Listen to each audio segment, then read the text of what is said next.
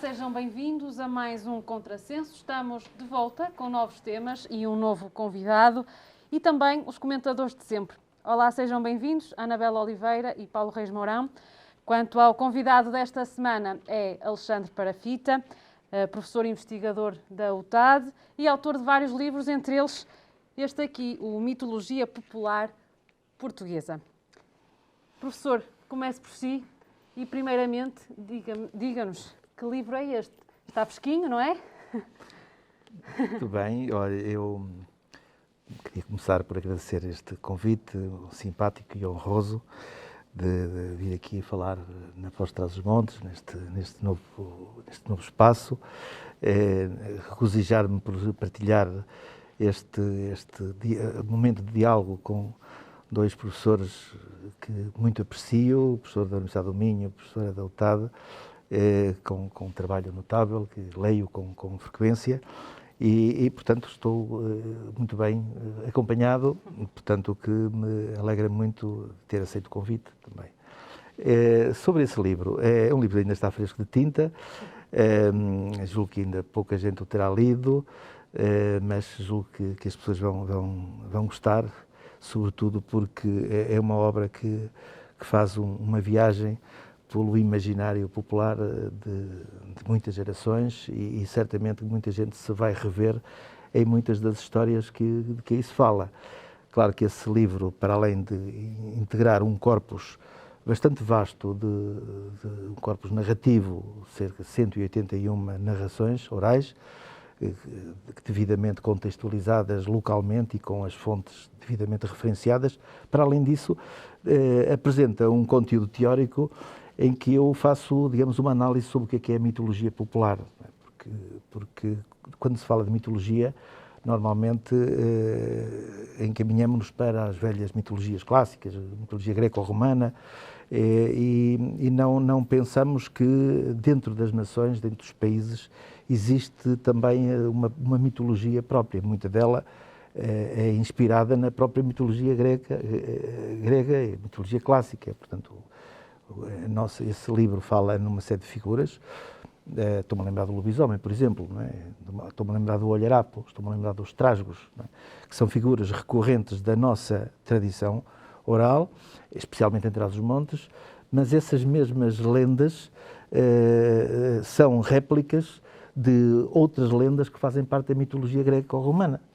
Os lobisomens, por exemplo, os olharapos. O olharapo, que é uma figura que se falou há alguns anos muito em Portugal, porque foi a mascota adotada para a Expo 98, não é? Expo. E quem é o olharapo? Não é? O olharapo é, de facto, um gigante que tem como característica um olho na testa, não é? E eu encontrei em Vimioso um narrador, que aliás que conta a lenda do Almocreve e o olharapo. Esse Almocreve ia com um filho e perdeu-se durante a noite num temporal, numa montanha, e foi parar à casa do olharapo, do gigante. Não é? O gigante acolheu, a ele e ao filho, e quando, durante a noite, o Almocreve percebeu-se de que na balareira estavam dois grandes potes e por cima, no lugar onde costuma estar o fumeiro, estavam uns ossos pendurados. E o Almocreve ficou desconfiado e depois perguntou ao gigante: mas se já é esta hora ainda vai cear? Está aqui os potes a ferver. E ele disse: não, hoje vou ter jantar, uma ceia melhorada. E então o Almocreve disse: bom, se vai ter uma ceia melhorada, vai precisar de um bom vinho. E então ele trazia, como Almocreve, andava a transportar vinho de terra em terra, não é? E tinha um vinho, e o narrador é curioso, diz que é o vinho da Vilariça. A Vilariça é uma zona muito produtiva, com muita qualidade. Estão a ver como a narração aproveita logo para tirar proveito dos valores locais, não é? Isso são tudo histórias que, se não for assim em livro, correm o risco de desaparecer. Exatamente, mas onde é que eu quero chegar é que, de facto, essa história, o Almocreve depois foi buscar o vinho que trazia com ele e ofereceu ao gigante.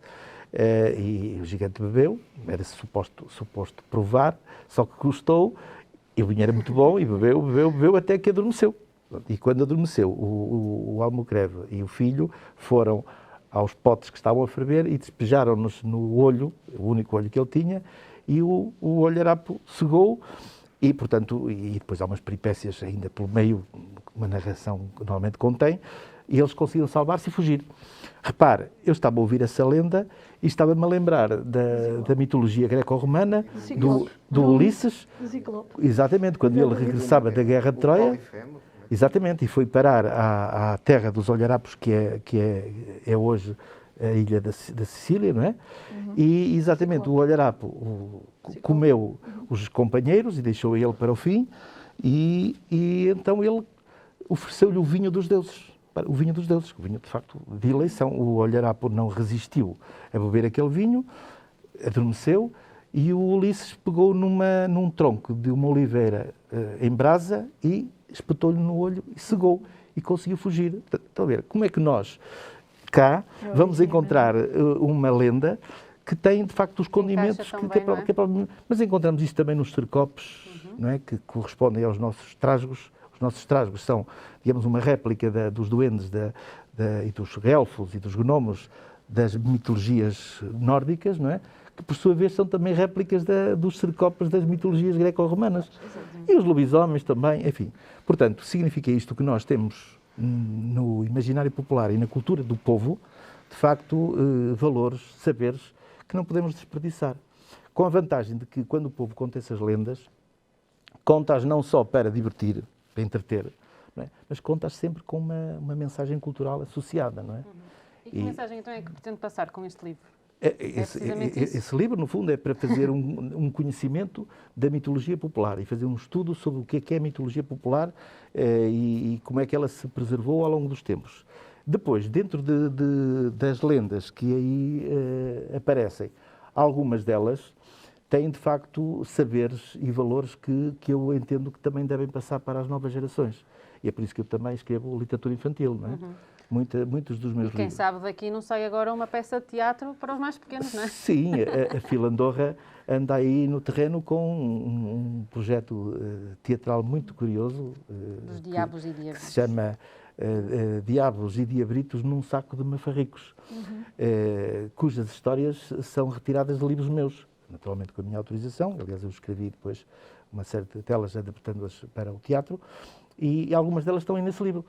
Portanto, estão nesse livro, porque esse livro... Sim. Este não é o único, não é? Já escreveu muitos. Algumas das lendas que estão nesse livro já vêm de outros livros meus também, não é? Eu escrevi um livro chamado O Maravilhoso Popular e muitas das lendas que estão no Maravilhoso Popular depois foram parar aí também. Com a diferença de que aí eu estou a estudá-las, não estou apenas a publicá-las, estou a estudá-las também. Que digamos, a mais-valia dessa obra, é que, para além de apresentar um corpus, apresenta também um estudo sobre esse mesmo corpus. Professor, deixa-me perguntar-lhe, e até porque já esteve aqui a folhear este livro, como eu dizia há pouco, é assim nestas obras que muitas destas lendas não caem no esquecimento? Sim, e aliás o Alexandre Parafita, a quem saúde também, poderá confirmar a envolvência que tem num projeto de recolha e depósito de lendas, que depois pode ser, aliás, localizado para investigações futuras. Aliás, eu estava a desfolhar o livro e, de facto, acho que aqui é um manancial enorme de oportunidades, de investigações, nomeadamente análise de conteúdo, perceber o que é que nos liga, lá está, aos outros povos, mas também o que é que liga as próprias comunidades aqui em Portugal. E não só temos essa valorização do espaço e do espaço rural e do espaço de património imaterial, que lá está, que é um património que muitas vezes, a não ser nos esforços de antropólogos, de sociólogos, de investigadores, que vão desde o canto popular à música, aos instrumentos. Lembro do Giacometti na década de 70. Sim. Pronto, o Leite Vasconcelos é de facto, sim, e como o Abade Miragaia eram figuras de referência que vêm do século XIX e que deixaram aqui um legado enorme. E de facto temos agora Alexandre Parafita a fazer esse trabalho, que é um trabalho não só de luta contra o tempo, porque temos consciência de que O património oral é um património que parte de quem o emite, e se a pessoa que conhece aquela lenda, que já recebeu da comunidade, dos seus pais, dos Se seus não a avós, passa, não é? se ela parte sem deixar registros, de facto nós sabemos que se perde muita coisa. E depois, há aqui outro desafio que eu deixo ao Alexandre e a todos os investigadores com quem o Alexandre contacta, é que como nós temos aqui estes livros extremamente ricos de oportunidade de investigação sobre o imaginário popular, e um imaginário popular que, de facto, tem que ser preservado, também hoje nós temos mitos e lendas urbanas. Portanto, é muito interessante porque, como nós tínhamos aqui reflexo dos medos da pessoa, do mundo rural, do caminhar à noite, do contacto com o estranho, com aquilo que não era explicado, que eventualmente hoje pode já estar descodificado. No entanto, hoje também temos o homem e a mulher em ambientes urbanos, com os seus medos, com os seus imaginários, com as suas mitologias, e que efetivamente também as próprias têm a sua narrativa e a sua oralidade. Isso será interessante que seja feito. Por exemplo, eu recordo-me de Paul Auster, que tem feito esse tipo de leitura nos norte-americanos, né, dos mitos urbanos, e que de facto existe, e tenho a certeza que também atualmente nós já temos alguma mitologia urbana. Sim, que as lendas urbanas são alvo de estudo na Universidade do Algarve pelo professor Dias Marques, que se dedica muito a isso. Eu pessoalmente, uma vez que sou mais do mundo rural, não é? Conheço a importância dos mitos urbanos, que também, não é? Portanto, o professor Leão Machado, nosso colega de Chaves, também recolheu algumas lendas que são de facto mitos urbanos, e ele próprio os considera assim. Não são muito estudados em Portugal, nos Estados Unidos sim, até porque, mas claro, eu pessoalmente prefiro dar atenção àqueles conteúdos que vêm de geração em geração e que permitem fazer uma psicanálise até enquanto povo. Não é? Exatamente. O conhecimento que nós podemos ter do nosso povo, não é? Da nossa identidade, está muito neste património imaterial que passa de geração em geração, e nós vamos conhecendo muitas das lendas. Por exemplo, sei lá, eu estou-me a lembrar de uma lenda que está aí, de um conto popular que está aí, que é o Diabo e o Lavrador, não é? Que é uma lenda que tem para aí há uns 400 anos, uma história que tem para aí 400 anos. E nós conseguimos ali encontrar, de facto, uma mensagem curiosíssima que o povo transmite. O diabo quis usar o lavrador como seu criado, não é? Portanto, fizeram uma sementeira a meias, mas o diabo entrava com as sementes e o lavrador entrava com o trabalho, não é? E nós encontramos isso na nossa vida hoje, não é? Que há sempre alguém que está a tentar sugar o esforço, o suor dos outros. E depois essa história tem um enredo muito curioso. Quem acaba por ganhar é o lavrador, naturalmente, não é? O diabo perde, tem que perder. Mas lá está uma conclusão até positiva. Pois. Não é? E, portanto, essa história, aliás, faz parte também de uma roupagem diferente que eu lhe dei, de um livro chamado Diabos, Diabritos e Outros Mafarricos, que depois serviu para o título da Filandóga, que diz Diabos e Diabritos num saco de mafarricos. E, portanto, eu achei que esse conto tradicional, que tinha, digamos, uma finalidade educativa e didática muito valiosa, não é? Portanto, porque nós encontramos sempre alguém no terreno que oferece-nos as sementes, mas depois vai tentar ganhar muito com isso e tentar usar a sua artimanha para sacrificar quem trabalha, quem se esforça. E, portanto, isto é um conto tradicional muito antigo. Significa que estas mensagens que hoje nós podemos ouvir e atender e levar em consideração, já eram mensagens que se usavam na oralidade, não é? Porque nós agora passamos isto para escrito, mas isto são textos da tradição oral. A minha preocupação, de facto, é que estes textos venham para os livros, mas que não cristalizem nos livros, não é? Porque estes textos, o habitat deles é a oralidade, é a tradição oral. Mas como a oralidade está em crise, já não há narradores tradicionais, porque infelizmente estão a desaparecer aceleradamente, eu procuro que os conteúdos que passo para os livros estejam lá provisoriamente, para que alguém amanhã vá buscá-los e os possa fazer regressar ao seu habitat, que é a oralidade. Estou a conseguir isso com a Filandorra, não é? Portanto, a Filandorra está, e outros contadores. Eu tenho um livro chamado Bruxas, Feiticeiras e Suas Maroteiras, não é?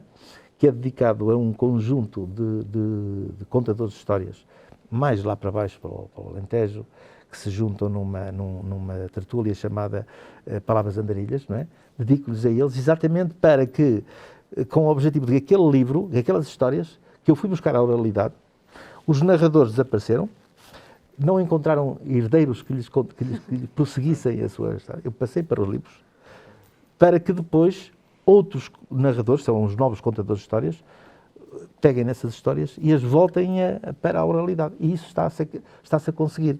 Eu tenho, de facto, alguns contadores de histórias, que estão aí no terreno, pelo país fora, que utilizam muito os meus livros, não é?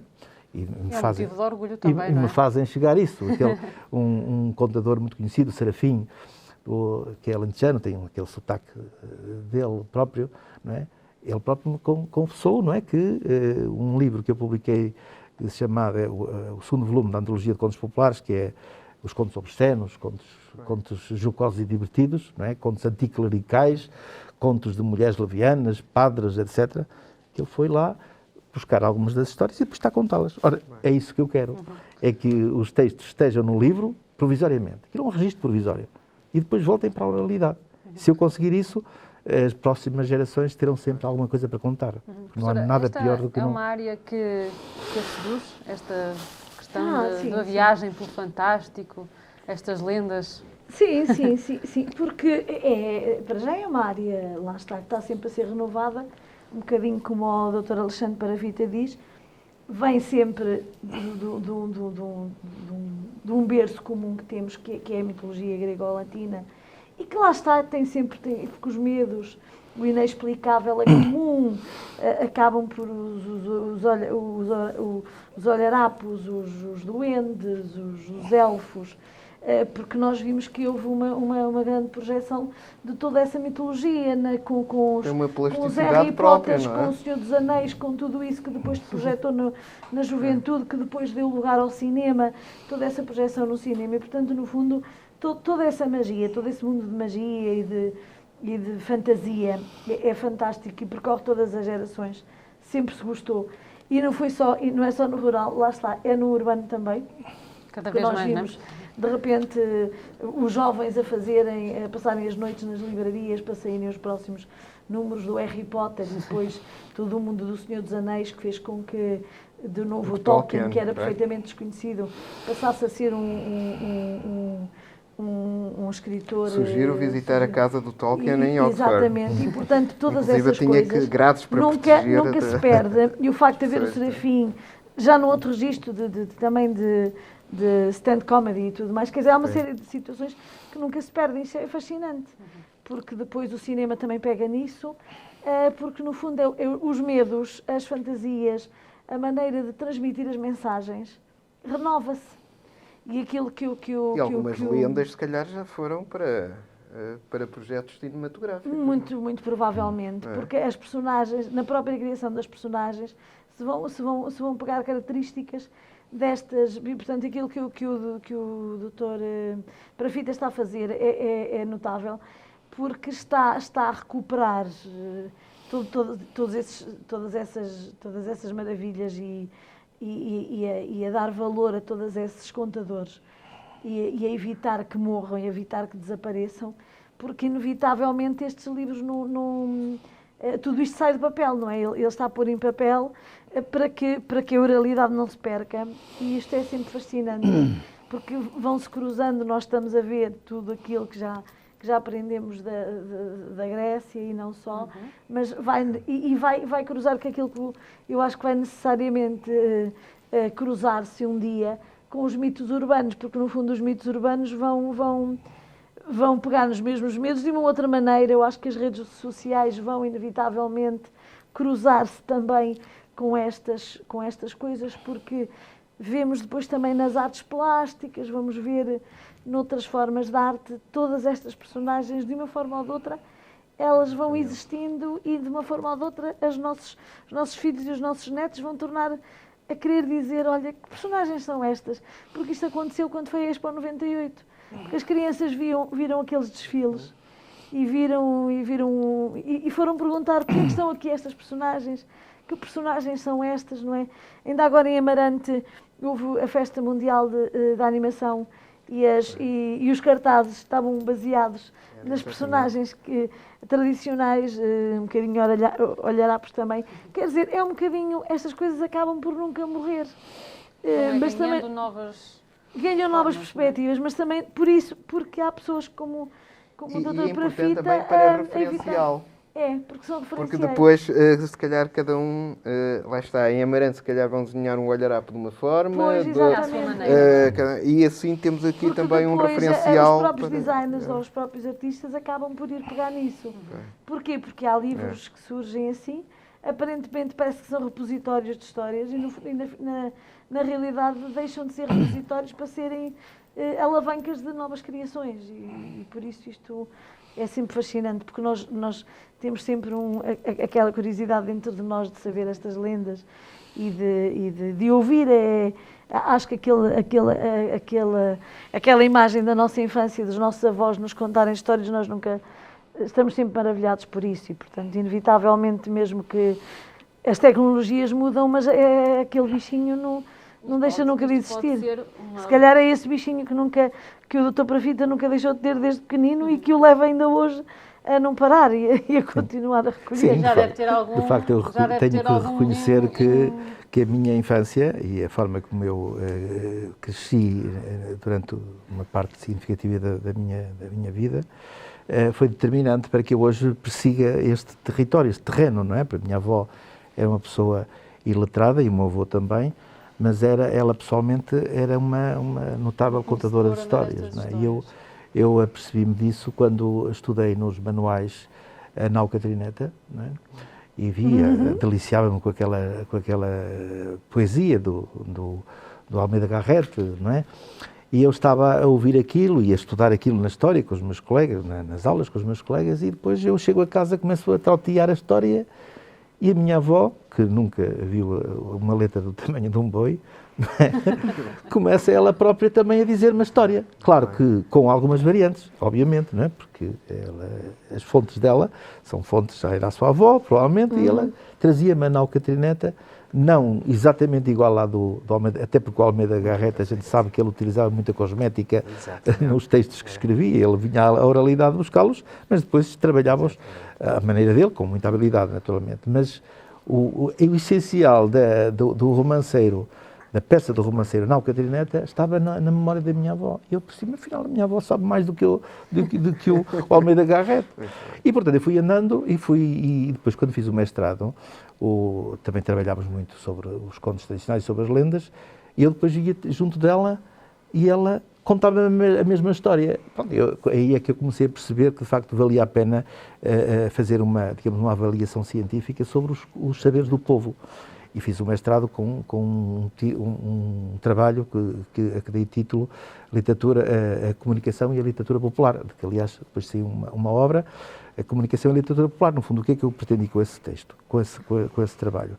Foi ir aos saberes do povo, ao nível da literatura oral tradicional, saber como é que eles comunicavam através deles. E apercebi-me, por exemplo, que as peças do romanceiro eram peças jornalísticas, não é?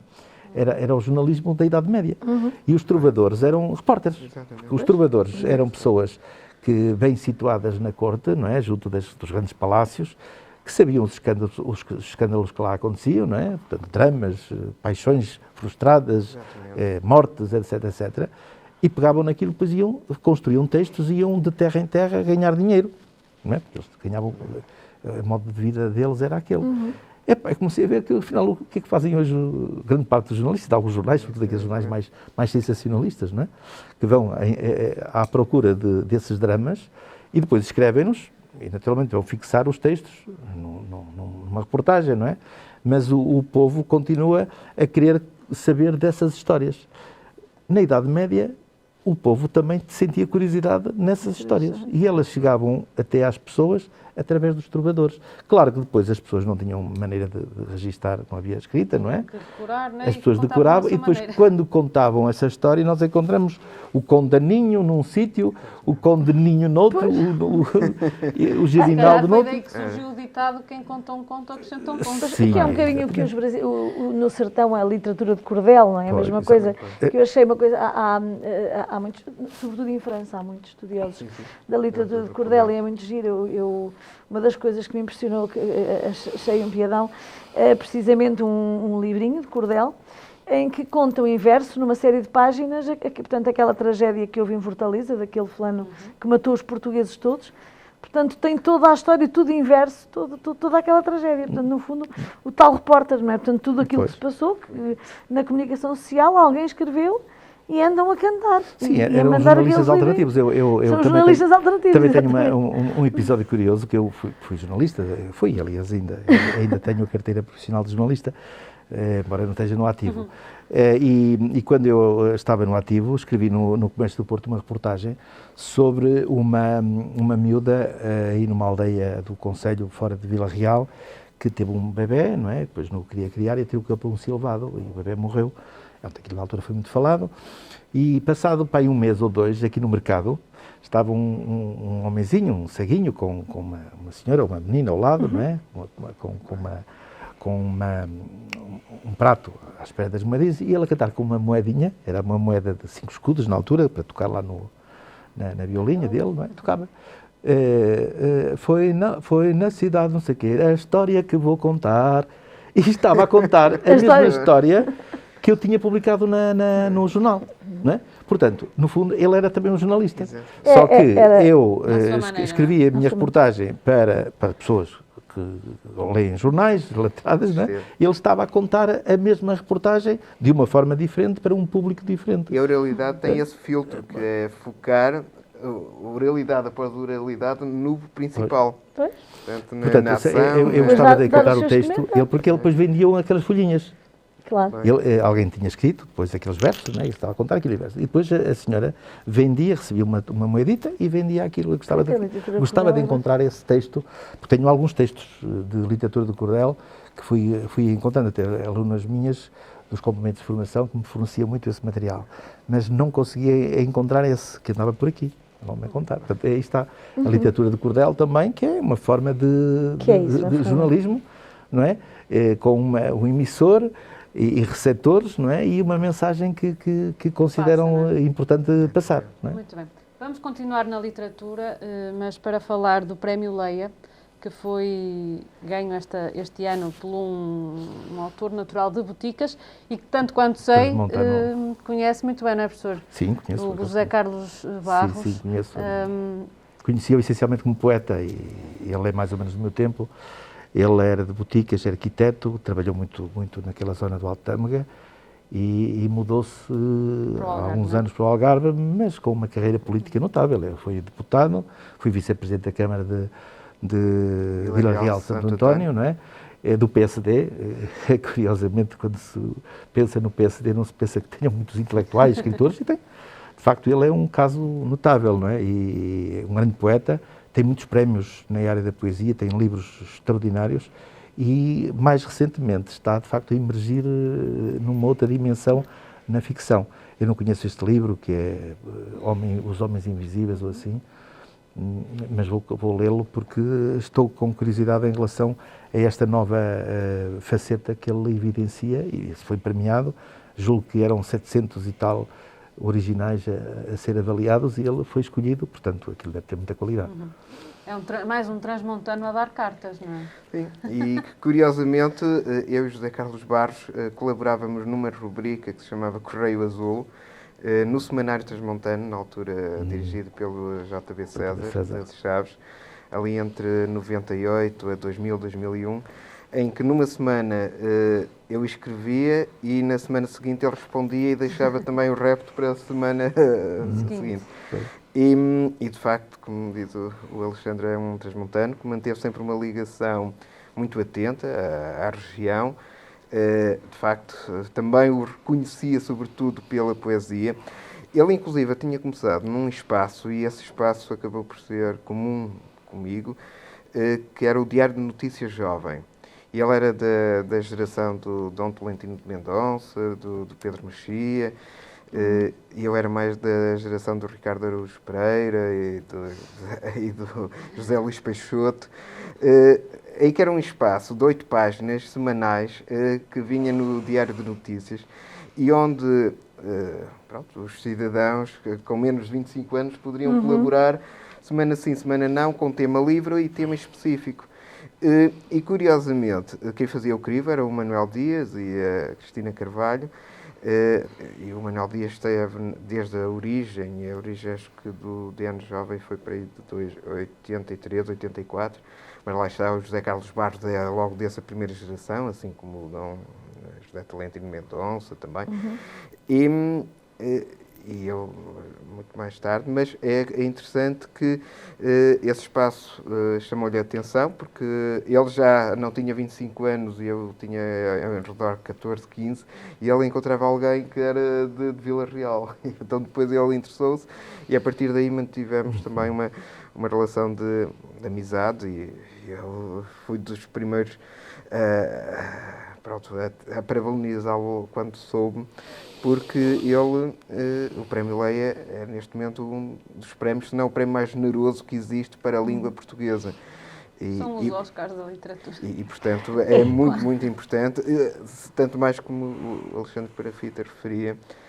É um livro que toca, mais uma vez, os espaços esquecidos, as pessoas esquecidas, muitas delas pessoas do interior e, dentro delas, as mulheres. Portanto, há essa atenção também. E agora a opinião de uma mulher, não é? Pois, eu não conheço o livro e, portanto, estou curiosa, precisamente.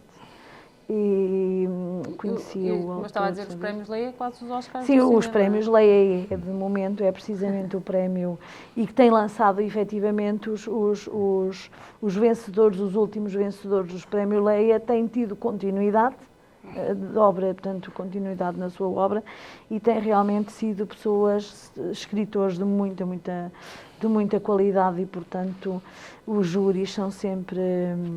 digamos que há uma garantia de qualidade e de continuidade e congratulo-me, claro, por ser transmontano e, pelo que vejo, falando de pessoas esquecidas e de mulheres, não tenho muito mais nada a dizer porque não conheço a obra, mas irei lê-la, sem dúvida, e quero publicamente dar os parabéns ao premiado. Muito bem.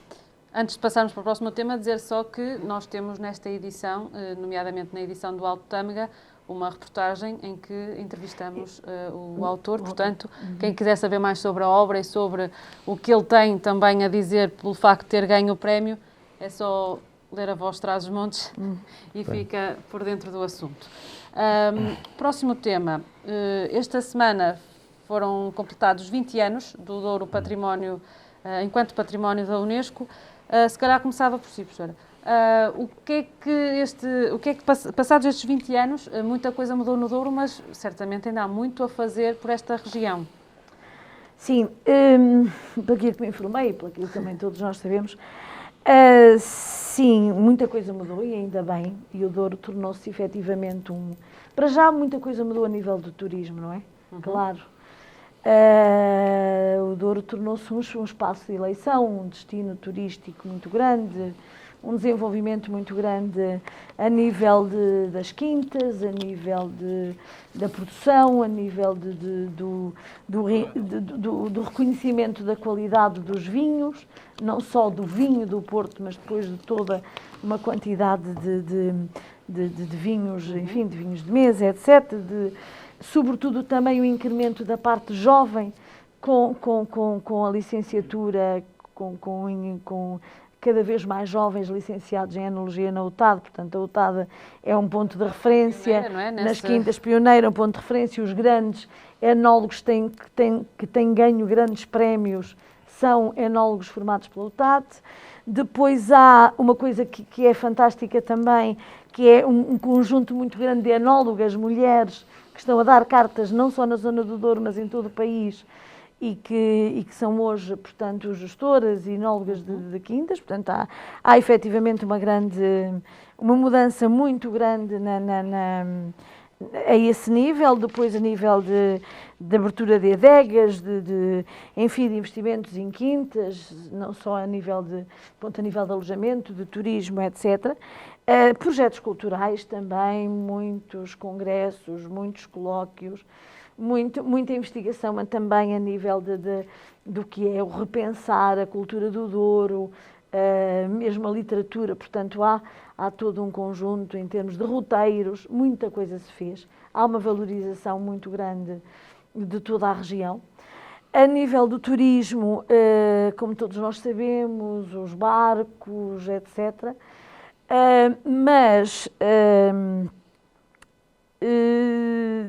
Todos estes investimentos a nível do turismo, aquilo que se fala e aquilo enfim, tudo aquilo que se refletiu agora nestes 20 anos, é que há um problema grave que todos os anos se fala, é a questão da falta de mão de obra, sobretudo durante as vindimas, e a população continua a crescer, cresceu muito, e portanto as pessoas, não há uma fixação de gente jovem para trabalhar nas vinhas.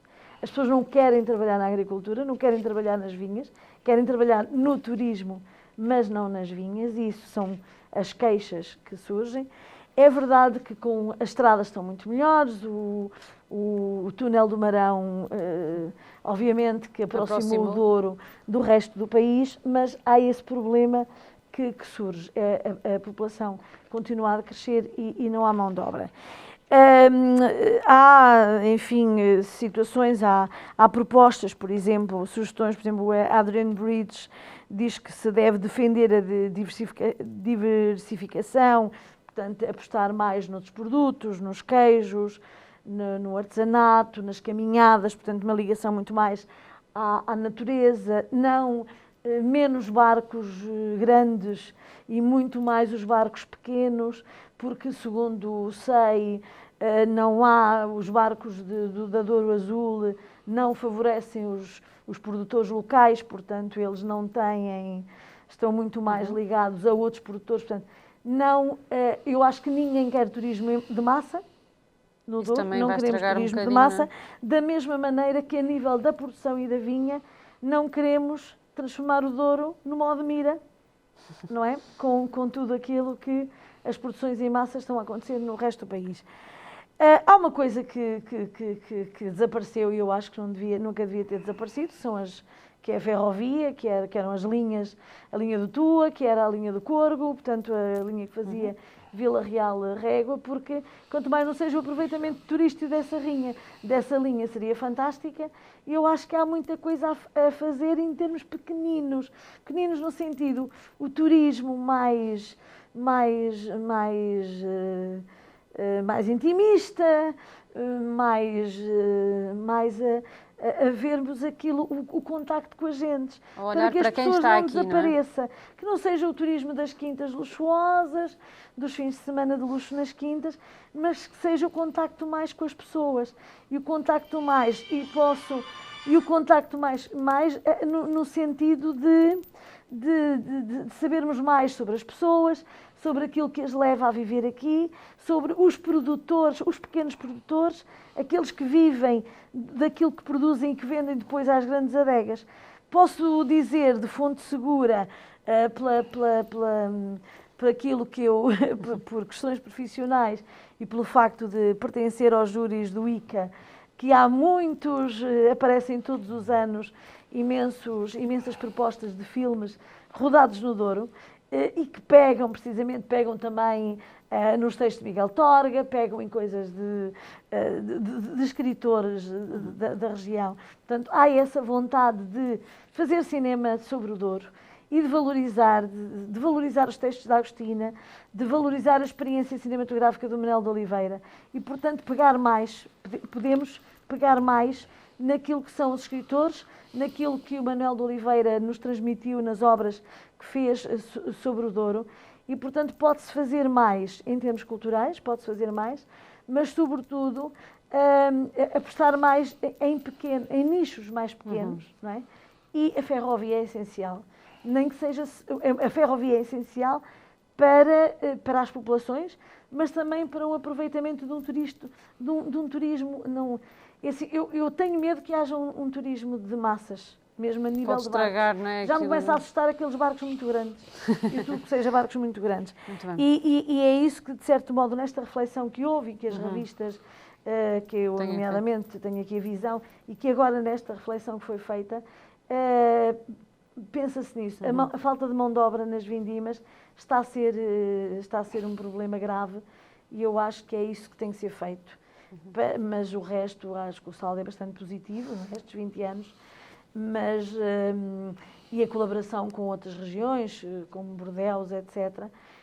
Mas é isso, se calhar menos turismo e mais desenvolvimento da qualidade, que está a ser feita pelos enólogos, tudo bem, mas acho que o saldo é francamente positivo, não é?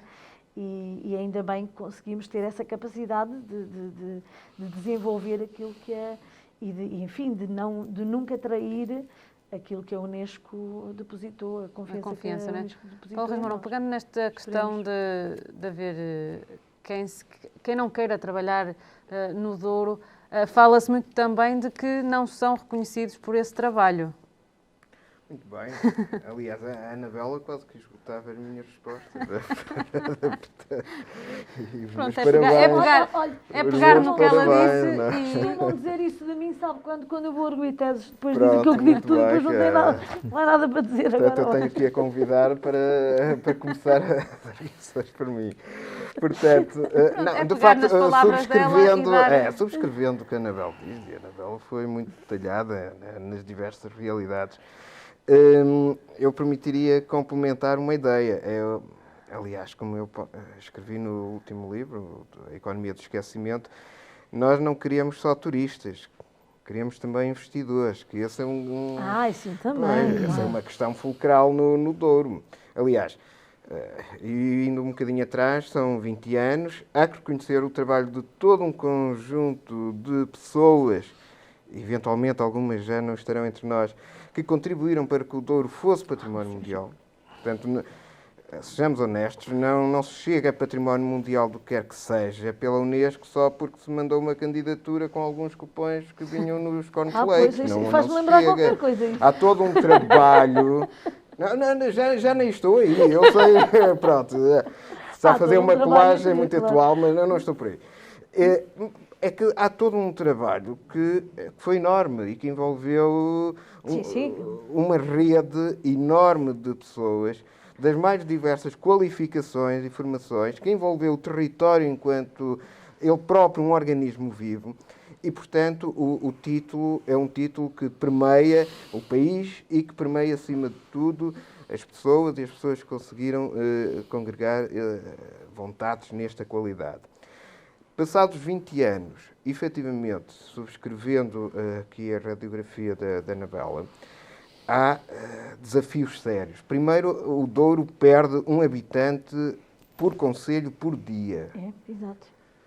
E, portanto, de uma forma até se calhar leviana, até uma pessoa pode dizer que perde ou pelos próprios pés ou não. Mas, de qualquer forma, perde sempre um habitante por concelho por dia, o que é gravíssimo. Há, obviamente, em 20 anos, indicadores que melhoraram. Há, de facto, essa oferta cultural, que em 20 anos é evidente. Há indicadores de conforto e de qualidade de vida, e até, inclusive, que vão desde os padrões de escolarização da comunidade até o acesso a indicadores de saúde, a longevidade da própria população. Sim. Portanto, não são valores, são factos, e, portanto, são incontornáveis. Agora, temos notado também com preocupação algumas desarticulações. A Anabela focou algumas delas, a questão da ferrovia. Eu acrescento a ferrovia a questão das ligações aéreas. Claro. Porque muitas também. vezes, eu confesso, eu estava mais próximo de Lisboa a partir de Vila Real do que estava de Braga. Eu tinha colegas meus que vinham tomar o avião a Vila Real para irem até Lisboa. Exatamente. E, portanto, estávamos a 1 hora, por exemplo, de Lisboa. Eu E sei, muitas eu fui lá vezes, muitas vezes, curiosamente, pronto, a Lisboa. as pessoas iam E de é- manhã e vinham ao final do dia. Obviamente, havia o seu custo, muitas vezes não era acessível à generalidade da comunidade, mas permitia esta ligação que hoje em dia importa mais. De facto, quando dividimos o preço do transporte por hora, do que muitas vezes outro tipo Mas de o custo, acessibilidades. repare Não que é? o custo não era assim tão grande. Não, porque também não era, A e pessoa, era por exemplo, acessível. para certas coisas, as pessoas Pronto, podiam mas, ir de manhã eu e regressar à reconheço noite, que, o que fazia com nós, que o se calhar, custo nem era nenhum. através das Não precisavam. instituições ou Sim, isso, nós se calhar ainda tínhamos E o outra Douro vantagem. e a viagem. Agora, muitas vezes permitia-nos ver o Douro. eu regressava a Vila Real, portanto, nesse transporte aéreo, e notava que eram turistas e eram investidores, eram pessoas que tinham adquirido, eu percebia. Depois, obviamente, a viagem, que até era relativamente curto, mas permitia uma pessoa sempre trocar alguma ideia com quem fosse ao lado e com quem fosse com disposição. Não, E percebia que eram pessoas que até estavam radicadas na área de Lisboa e que estavam a fazer investimentos no Douro. E, portanto, é muito importante continuarmos nesta senda de trazer investimento para o Douro. Agora, também aqui, como criarmos o Douro Património Mundial, também não basta cupões que a gente encontre nos cornflakes. É importante todo um trabalho que passa por burilar algo que eu não me canso de acusar, que é o preconceito. E o preconceito dos outros contra quem está no Douro. E, portanto, eu digo isto em Braga, digo no Porto e digo em Lisboa. Eu tenho 3, 4 histórias que provam o preconceito. Por exemplo, eu tenho trazido pessoas, às vezes, num ou outro almoço, e então encanto-se, ok, vamos fazer uma viagem da Régua ao Pinhal, e vamos fazer da Régua ao Pinhal. E a dado momento, eu pergunto a alguém que está lá ao meu lado, a dizer, olha, está a ver aquela quinta? E mostro-lhe uma quinta no horizonte. Estou a ver. Olha, vamos comprar a quinta. Ah, não, então, vamos comprar a quinta. Eu conheço a pessoa que está à venda. Portanto, conto-lhe uma narrativa, o tal meu comparsa, e digo-lhe, olha, conheço o proprietário, entramos com sinal aqui no mês, mais ou menos 2, e pronto, e negociamos aí os pagamentos, mas digo-lhe, é seguro, lhe provo-lhe, aliar ali rapidamente num plano de negócios, que aquela quinta, que poderia até custar cerca de 2 ou 3 milhões, que em 6, 7 anos já estava praticamente a laborar e estava, portanto, com uma boa expectativa de valorização para, passado 10, 15 anos, valer 10, 11, 12 milhões. E o que é que me dizem? Dizem, não, eu não vou pôr aqui dinheiro. Eu digo, É o que faz falta, não é? Alguém que e ponha... eu digo-lhe, e depois, até foi um caso verídico e essa pessoa não se importa que eu use o caso a eu identificar, porque ele depois o reconheceu. E eu digo, pois, mas eu sei que o meu amigo está a investir cerca de 3, 4 milhões ali num espardeiro na Maia.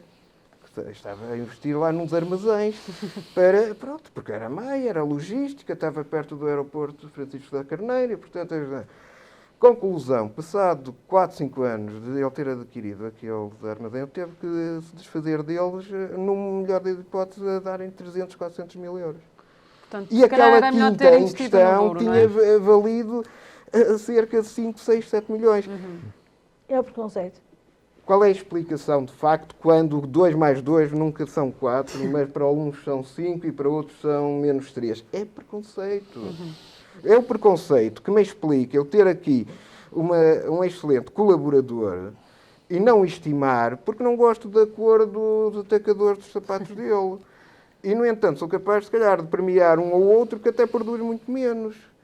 Qual é a explicação? É preconceito. Todos nós somos preconceituosos em muitas pequenas coisas ao longo do dia e ao longo da nossa vida. Agora, efetivamente, quando as coisas nos começam a arruinar, das duas uma, ou somos estúpidos ou, de facto, somos terrivelmente preconceituosos. E o que me quer parecer é que nós temos um país que é terrivelmente preconceituoso quando é para olhar para investimentos, projetos que sejam alocados, no fundo, a leste da Nacional 2. Que é o que eu costumo dizer para dividir o país entre interior e litoral. Ai, sem dúvida. E, portanto, o Douro padece desse preconceito. Houve melhorias, houve, efetivamente, na comunidade. Agora, no entanto, temos esta perda demográfica de uma pessoa por concelho por dia. E, obviamente, isso é resultado também, quer queiramos, quer não, de uma ideia que faz com que, muitas vezes, o pai ou o avô já não consiga passar a ideia do campo, a ideia da agricultura, como deveria passar. Porquê? Porque, e também factos verídicos, muitas vezes o pai dizia ao licenciado: eu não quero que tu fiques a trabalhar aqui no campo, porque para isto eu tenho a 4ª classe e tu tens a licenciatura. Deixe-me só então ouvir só aqui a opinião do professor Parafita sobre este tema. Eu não tenho, acho que os dois... Já fizeram aqui um economista que de facto deu uma imagem extraordinária sobre isso, a professora também. Eu posso falar mais por experiência própria, que sabe que eu acompanhei todo o processo como jornalista de proposta, portanto, e fiquei muito desiludido quando, há 2 dias, quando nas televisões convidaram determinadas pessoas a falar com um fogatório enorme, esqueceram-se das pessoas essenciais que estavam... São quem faz o Douro, não é? Sim, não, as pessoas que elaboraram os estudos. Estou a lembrar os nomes como o professor Cristóvão, o professor Bianchi da Guiar, coordenou, não é? O professor Jorge Dias era o coordenador adjunto. Depois o professor Cristóvão, o professor José Alves Ribeiro, o professor Manares Moura, e depois, fora da universidade, o professor Gaspar Martins Pereira e outros da UTAD, essencialmente da UTAD. Foi uma equipa que, quando a proposta caiu na Unesco, eles exigiram aos proponentes uma série de requisitos. E quem é que estava em condições de responder a esses requisitos? Era um grupo que o professor Torres Pereira, como reitor da universidade, criou aquele Centro de Estudos de Desenvolvimento Regional, não sei qual é a designação, criou esse Centro de Estudos que ficou depois incumbido de realizar o trabalho que a Unesco exigia. E essas pessoas é que foram fundamentais. Se essas pessoas não tivessem a inteligência que tiveram, a visão prospectiva, de facto, do futuro, que nunca, e estão a ser ignorados ultimamente. E claro que esta ignorância sobre quem trabalhou de facto, depois nós encontramos ultimamente num fogatório muito grande que se lança acerca disso. E eu continuo muito preocupado porque vejo que a marca Unesco não tem contribuído para o desenvolvimento do Douro. Não tem. Eu escrevi alguns que o que o rio traz, o rio leva. E, de facto, é aquilo que nós estamos a assistir. Vêm visitar o Douro naqueles barcos luxuosos e depois vão embora e não visitam, não vão a Provozende visitar aquelas aldeias. E, claro, depois aquelas pessoas que estão naquelas aldeias, que deviam ser valorizadas, não são valorizadas e abandonam. Não, esquecidas. Que há dias o professor... Os barcos do Douro Azul não estão a fazer nada só fazem para o desenvolvimento da região, porque não compram. Alguém está a enriquecer com isso, mas não é o Douro, não são as pessoas. Não, porque eles as pessoas não existem. Não compram às populações, porque dizem que as populações... O Mário Ferreira disse publicamente que as populações... que os locais não correspondem, não têm capacidade para as encomendas, portanto não compram produtos locais, fica o lixo não compram, e o lucro vai do Douro abaixo. Exatamente, eles não ganham nada, não gastam nada local, porque aquilo é tudo dentro do barco, enfim. E, portanto, quando saem do barco, o professor Bianchi da Guiar, numa entrevista que deu há uma semana mais ou menos, e que ele dizia que, de facto, o Douro não conseguiu aquilo que se esperava do selo Unesco, porque, por exemplo, 30 mil habitantes abandonaram nos últimos 20 anos o Douro. Ora, era suposto que a marca Unesco contribuísse para erradicar pessoas. Claro que as pessoas para ficarem têm que ter condições, mas se fecham as escolas, se as pessoas têm que se deslocar muitos quilómetros para ir ao médico, as aldeias estão a ficar completamente descaracterizadas, os palacetes estão arruinados, não é? Quando deviam ser valorizados, o turismo local devia ser mais implementado e não é.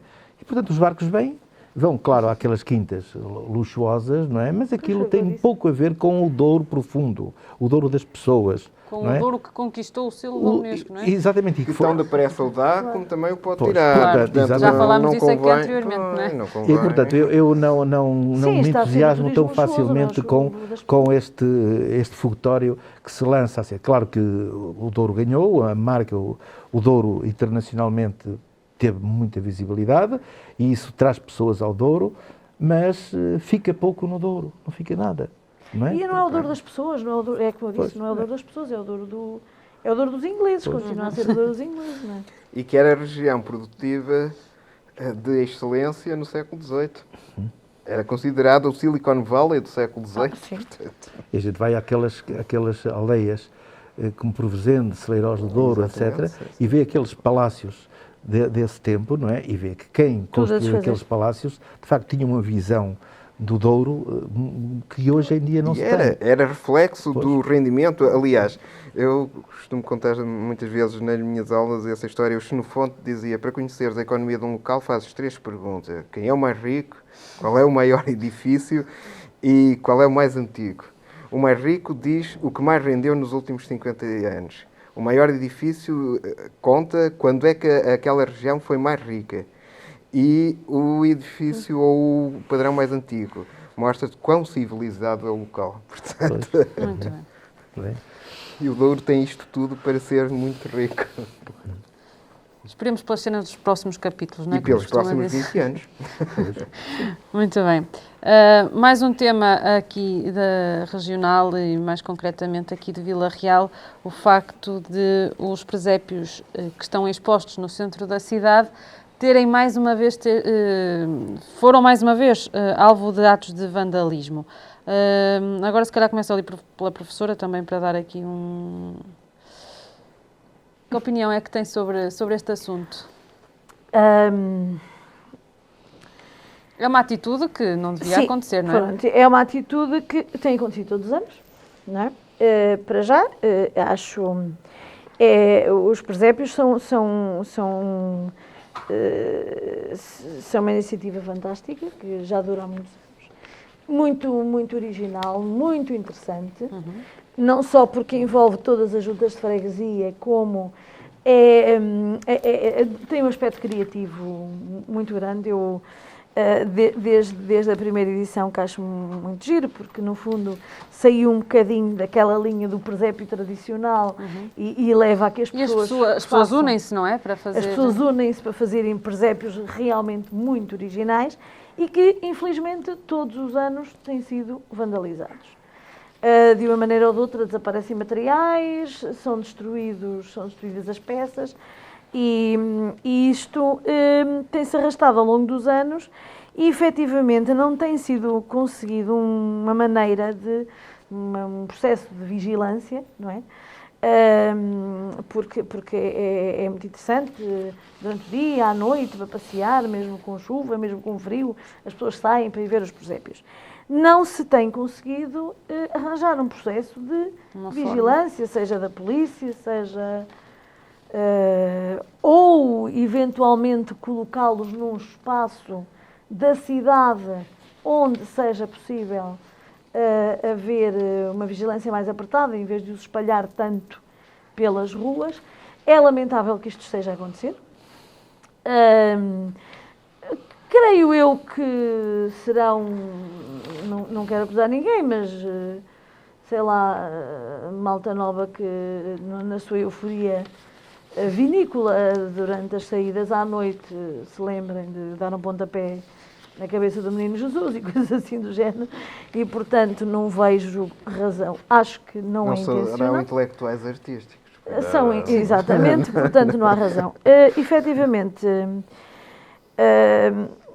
esta semana, nas redes sociais, alguém resolveu politizar a situação e fez uma alusão a estes atos de vandalismo e relacionou estes atos de vandalismo com os resultados das últimas eleições. Isso é que eu acho que é inqualificável. Acho eu, e acharam algumas pessoas, e isto gerou alguma... portanto, eu reagi mal a esses comentários, porque acho que vandalismos têm havido todos os anos, mas não é admissível que se esteja a associar e a politizar uma coisa deste género e que mais uma vez, as pessoas nas redes sociais não possam exprimir opiniões a este tipo de politização. E mais não digo, porque as pessoas que me conhecem sabem como é que eu reagi. Paulo Reis... E bem, Paulo Reis Mourão, qual é a opinião sobre estes Primeiro atos? é de repúdio, não é? Qualquer Claro. gesto de vandalismo, aquilo não é uma crítica de arte, é vandalismo. é vandalismo, por isso. E depois, se eu dilapido o património, quer seja privado, quer seja público, eu tenho que pagar por esse gesto, não é? E, portanto, seja um elemento de construção temporária, como é um presépio, seja a espada do Afonso Henriques em Guimarães, seja o que for, seja os jaquinzinhos que aparecem aí partidos porque os carros às vezes vão contra eles lá nos mecos que fazem aqui na cidade, não é? Quer dizer, eu se dilapido esses elementos, eu tenho que pagar, acabou, não é? Tem que haver vigilância. Agora, com a problema é chegar gravidade às pessoas que fizeram com a isso. gravidade que os presépios convidam-nos a um espírito de comunhão, a visitar o comércio tradicional, há que referir também. Portanto, também. o comércio... Aliás, as iluminações de Natal, eu não sei se existe essa concepção ou esse conhecimento. Começaram pelos comerciantes, foram Claro, os claro, que é comerciantes, para visitar, para as sobretudo, pessoas saírem. a partir de alguns bairros, há quem discuta, foi na França, outros dizem que foi na Alemanha, portanto, ainda antes da eletricidade e, obviamente, da postas de iluminação pública, que achavam por bem, ali nas imediações do Natal, construir montras mais iluminadas, para que as pessoas, ficassem mais sensibilizadas com a imagem do Natal. O Natal é a festa da luz e, portanto, havia toda essa leitura que os próprios comerciantes, depois, obviamente, iam percebendo que aliavam o bom ao agradável, não é? E, portanto, a faturação aumentava e, portanto, a ideia não era de pôr de lado.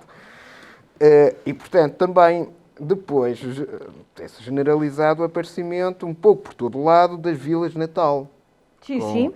E os Com mercados montras Natal. de artesanato, de gastronomia e, inclusive, também tem aqui acontecido aqui em Vila Real e nos concelhos da região também isso e, portanto, acho que isso é o mínimo que se espera a todos os parceiros organizadores. A questão da politização é profundamente lamentável, porque creio que também há aqui... eu acho que há alguns perfis que a Anabela tem que eu não tenho e, portanto, eu sou muito feliz por não ter esses robôs ou perfis e, portanto, vivo muito bem com esse alinhamento. Agora, por exemplo, nós, infelizmente, tivemos a detecção de um cidadão, ainda recentemente, o Dr. Manuel Pinho, porque, supostamente, por alegados crimes. E também... eu repudio qualquer leitura de politização, de partidarização que se faça sobre ele. Claro. Não é? Portanto, alguém que faz um ato errado não é corresponsabilizável familiares, parentes, amigos ou pessoas que estiveram com ele a ver um jogo de futebol. Tão simples quanto isso. Portanto, o autor do ato errado é o autor do ato errado e, portanto, a partir daí não há exteriorização.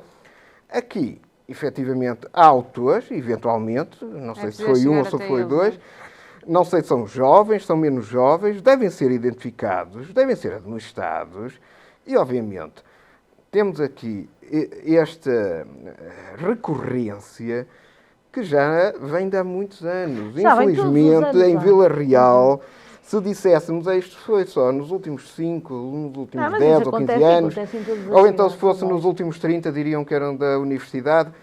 Eu recordo o meu saudoso pai contar histórias destas que estavam datadas há 40 e 50 anos na cidade. Houve uma altura que era... Agora, errado é, e eu fui claro. criado num ambiente em que este tipo de atitude se repudia. Se calhar outros são criados em ambientes em que este tipo de atitude é aplaudido.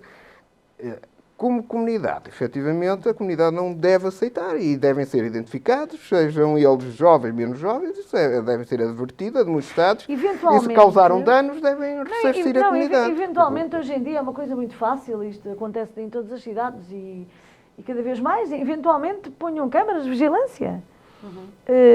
Faça-se qualquer coisa, não é? Porque eu acho que hoje em dia é fácil de fazer isso. Não se politiza. Isto é a mesma coisa que pegássemos agora aqui no seu livro, sem ver, não é? E destruí-lo. Não é? É estragar o trabalho dos outros. Já tenho acontecido isso em relação a muitos livros, não é? Mas eu penso que o que está aqui em causa é de facto a indiferença com que esta nova geração encara alguns dos símbolos, inclusive da religiosidade, não é? Porque li aqui na Voz de Trás dos Montes uma coisa que me chocou logo, não é? Partir a cabeça ao Menino Jesus.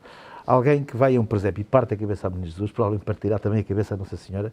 É alguém que, de facto, tem problemas mentais muito sérios e não tem uma formação familiar, de facto, e nova geração, que o encaminha noutro sentido. Dizer aqui, não é? Que não sei se é nova geração, são pessoas idosas, são pessoas bêbadas, pessoas mal formadas cultural e civilizadamente. Partir a cabeça ao Menino Jesus, não é? Porquê? Porque o símbolo Menino Jesus já não diz nada a ninguém. E, portanto, isto choca. Eu, pessoalmente, fiquei chocado ao ler aquele parágrafo. Já não li o resto, mas certamente que o resto irá no mesmo sentido. Por facto, o que me parece a mim é que estes símbolos que nós aprendemos a respeitar, hoje em dia, dizem muito pouco às novas gerações. E, portanto, o Menino Jesus está ali, é um boneco como outro qualquer e acabou, não é?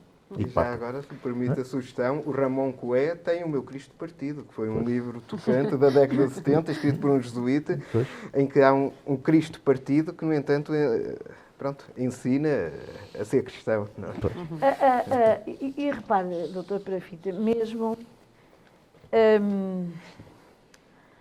até determinados presépios muito modernos, porque há ali formatos diferentes, não é?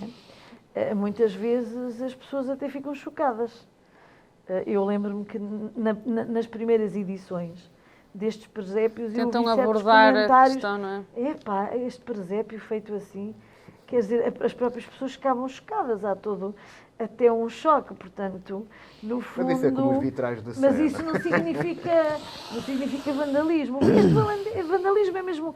É vandalismo, como se fazem pichagens. Agora, o vandalismo não tem que ser aproveitado por ninguém. Não tem que ser aproveitado politicamente e tem que ser, sobretudo, tem que se tomar medidas. E eu acho que hoje em dia é muito fácil tomar medidas com câmaras de vigilância e depois as pessoas serem punidas, pura e simplesmente. Porque é relativamente fácil pôr câmaras naqueles sítios, como se fazem, e porque é muito importante que continue a haver a exposição dos presépios para a valorização daquelas ruas. Lá está, é como a história das iluminações. Há pessoas que criticam, meu Deus, mas que gastam-se rios de dinheiro em iluminações. Se não, gastam-se rios de dinheiro. A iluminação é importante, chama as pessoas e as famílias que vivem das iluminações também precisam ganhar dinheiro, não é? As iluminações começaram por ser pelos lojistas. E pelos lojistas, portanto, precisamente. Mas se nós temos as entidades públicas a oferecerem iluminação, é fundamental arranjar maneira de punir estes, mais do que politizar a situação e ainda andar a dizer mal, é arranjar maneira de punir estas pessoas, porque todos os anos tem havido isto, e é muito mal, porque é uma iniciativa fantástica, eu achei sempre muito interessante. Muito bem. Nós já estamos... Espero que continue. Já estamos aqui sem tempo. Tínhamos só aqui um tema nacional. Não sei se querem muito rápido só dizer duas ou três coisas sobre ele, que é sobre a detenção do João Rendeiro e do Manuel Pinho. Muito rápido, professor Paulo Reis Mourão. Eu já toquei, portanto. Eu acho que temos aqui, de facto, por um lado, a justiça a funcionar, mas, por outro lado, é importante percebermos que a justiça tem os seus timings e, portanto, nós estamos na Idade Média. Uma das mostras de evolução que nós temos da Idade Média até ao período da modernidade é, por um lado, o constitucionalismo e a divisão de poderes. E, portanto, as leis estão escritas de acordo com a vontade dos cidadãos e dos representantes dos cidadãos, portanto, é a Constituição, isso, e a partir daí emanam todas as outras leis nacionais. e depois temos a separação de poderes. E os tribunais têm as suas competências, têm os seus ambientes para que, quando estão a julgar questões entre os cidadãos, essas questões não estejam mediatizadas, não estejam expostas, que inclusive ofendem a própria serenidade dos processos.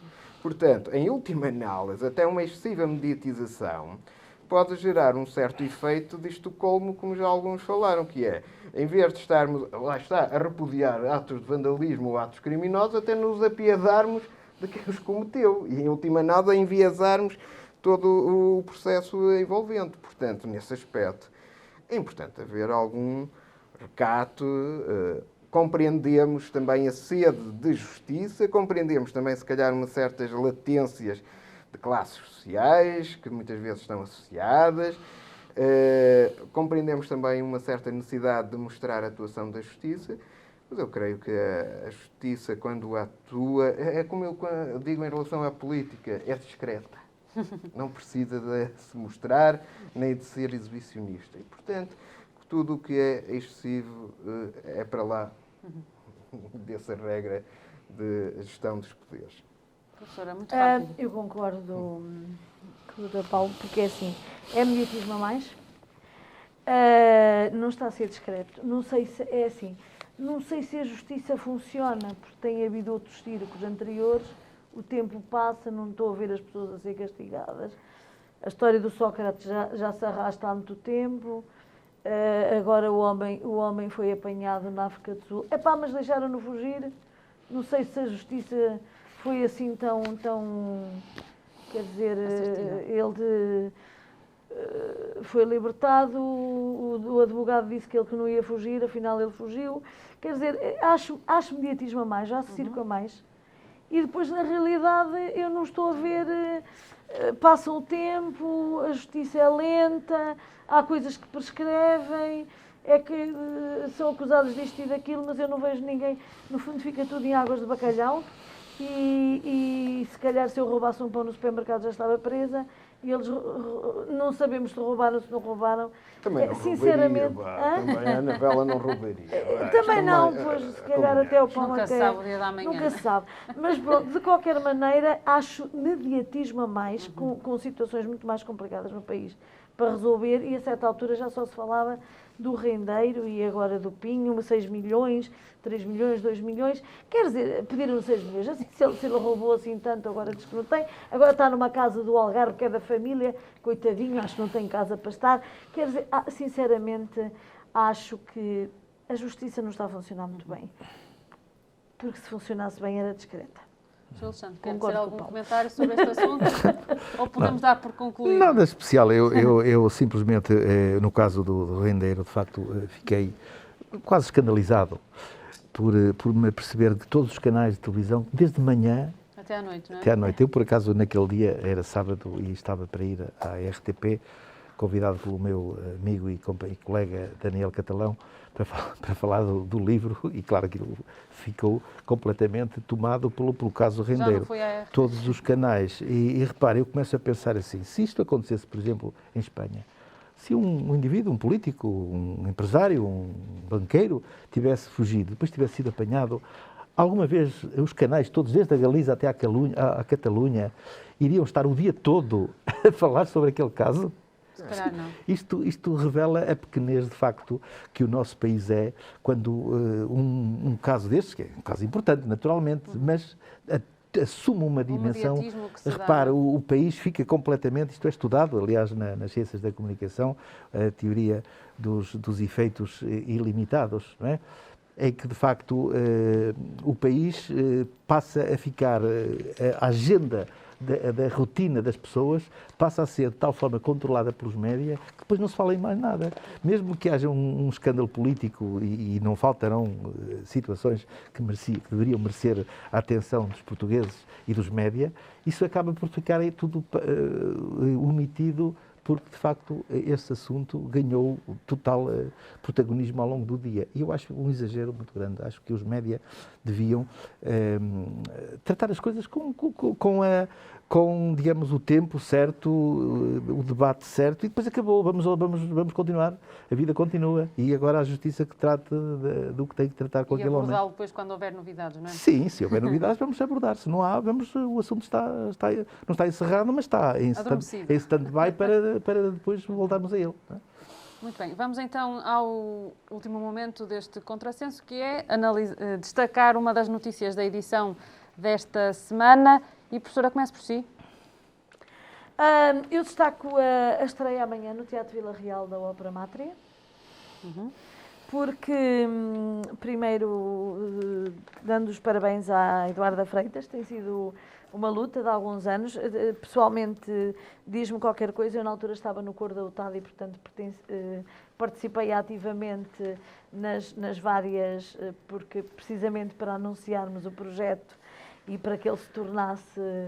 Trabalhámos muitos anos aqui em Vila Real, percorrendo as ruas, em Favaios e noutros sítios, os vários coros da região, fizemos espetáculos de rua para anunciar, depois teve parado porque não havia dinheiro, finalmente conseguiu o financiamento e, portanto, Eduardo Freitas, o compositor Fernando Lapa, portanto, e tocou-me muito, estou ansiosa por ver. E acho que é um projeto extremamente interessante, com os textos do Miguel Torga, e é prova de que a região está viva e é possível fazer trabalhos muito, muito interessantes, com a colaboração do Conservatório, da Universidade de Trás-os-Montes, da Quinta de Vendezelos, da Junta de Freguesia de Vila Real, do Regedor Parque, da Fundação de Casa de Mateus, da Desartes, etc. E, portanto, quero destacar e convidar as pessoas a irem, porque, portanto, é amanhã a estreia, mas também haverá degustações no sábado e no domingo. E haverá noutros locais também. Haverá noutros locais que eu acho que a ideia é estender-se pela a região toda. Paulo Reis Mourão, qual é o destaque? Vai para a edição do Altâmega, não é? Pelo que estou a perceber. Foi o que calhou. Quer dizer, mas se quiser... Aqui a nível... Afinal, não. Eu tirei tudo. Portanto... Tenho aqui mais, se for preciso. Estávamos aqui... portanto, na página 22 do Regional, relativamente aos cabeças de lista que vão ser é uma notícia que é comum às duas, sim.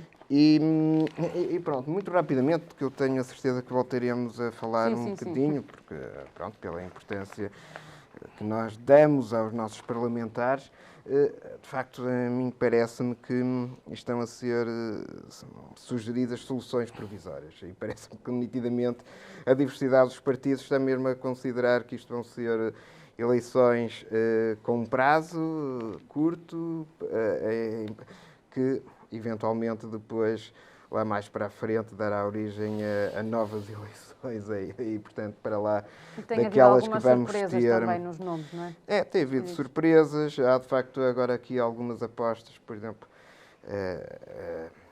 por um lado, os partidos estão a tentar cobrir a mancha territorial, nota-se vários nomes em várias listas, que espelham um bocadinho a diversidade territorial, portanto, significa que, em certa medida, também vão procurar captar eleitorado junto das concelhias, junto das populações, e, portanto, de qualquer forma, quer-me parecer que todos estes perfis estão a ser colocados a prazo. E, portanto, como eu já tinha aqui deixado, confirma-se esse meu receio de que os partidos estão, de facto, a apostar em governos minoritários, de algumas coligações de circunstância, e que, mais para frente, se calhar daqui a um ano, ou menos, teremos umas eleições legislativas para procurar uma maioria absoluta. Muito bem. Professor Alexandre, qual é... Eu já falei na questão dos presépios, de facto chocou-me, mas como já falei, abri o jornal e vi aqui uma notícia curiosa. A Manuela Tenda, que eu conheço pessoalmente, fez o mestrado aqui na UTAD, inclusive debruçando-se sobre a obra minha para a infância.